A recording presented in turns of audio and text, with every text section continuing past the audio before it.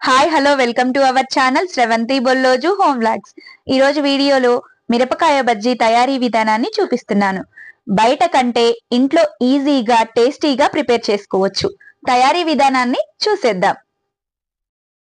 బజ్జీల కోసం ముందుగా ఒక 2 కప్పుల శనగపిండిని జల్లెడ పట్టండి. ఇలా జల్లెడ పట్టడం ద్వారా శనగపిండిలో ఏదైనా రవ్వ ఉంటే అది జల్లెడలోకి వచ్చి పిండి స్మూత్ గా మారుతుంది. ఇలా జల్లి పట్టిన పిండిలో 1 స్పూన్ వామను తీసుకుని అరచేతిలో వేసి వామను బాగా నలిపి బజ్జీల పిండిపై వేయండి. అప్పుడే బజ్జీలు ఫ్లేవర్ బాగుంటాయి. తర్వాత 1 స్పూన్ జీలకర్ర, రుచికి తగినంత ఉప్పు, సరిపడా కారం, అలాగే 1/2 స్పూన్ సోడా ఉప్పు వేసి ఈ మిశ్రమాన్నంతా కొద్దిగా వాటర్ పోసుకుంటూ పిండిని కలుపుతూ ఉండండి. బజ్జీల పిండి లూజుగా ఉండకూడదు, అలా అని చిక్కగా కూడా ఉండకూడదు. నేను ఈ వీడియోలో చూపించిన విధంగా పిండిని మీరు కలిపితే బజ్జీలు పర్ఫెక్ట్ గా వస్తాయి. తరువాత మిక్సీ జార్లో 1 స్పూన్ జీలకర్ర, 1 స్పూన్ వామ, రుచికి తగినంత ఉప్పు, ఒక చిన్న నిమ్మకాయ సైజ్ అంత చింతపండు, అలాగే కొన్ని వాటర్ను వేసి ఈ మిశ్రమాన్నంతా మెత్తగా మిక్సీ పట్టండి. బజ్జీల కోసం బజ్జీ మిరపకాయలను తీసుకొని మిరపకాయలకు ఉన్న కొనలు కట్ చేసి చాక్తో ఘాటు పెట్టి మిరపకాయలో ఉన్న గింజల్ని కూడా తీసేయండి. ఇలాగే మీరు తీసుకున్న మిరపకాయలన్నింటికీ చాకుతో కట్స్ పెట్టి గింజల్ని తీసేయండి.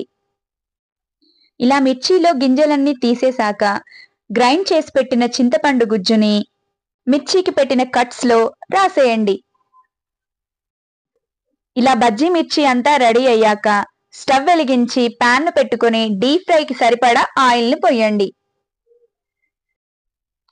ఆయిల్ బాగా హీట్ అయ్యాక రెడీ చేసిన బజ్జీ మిర్చిని పిండిలో ముంచి బజ్జీల్లా వేసుకోండి.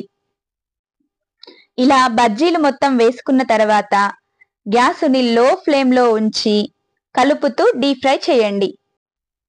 అప్పుడే బజ్జీ లోపల కూడా చక్కగా ఉడుకుతుంది.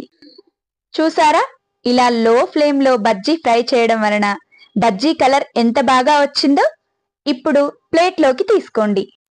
ఇలా రెడీ అయిన బజ్జీలను చాకుతో మధ్యగా కట్స్ పెట్టి సన్నని ఆనియన్ తరుగును వేసి గార్నిష్ కోసం కొంచెం కొత్తిమీరను జల్లితే బజ్జీలు రెడీ. చూసారా, బయట ఏ విధంగా అయితే తయారు చేస్తారో ఇంట్లో అదే విధంగా ఈజీగా ప్రిపేర్ చేసుకోవచ్చు. నా వీడియో గనుక మీకు నచ్చినట్టయితే like, share, subscribe my channel. Thanks for watching.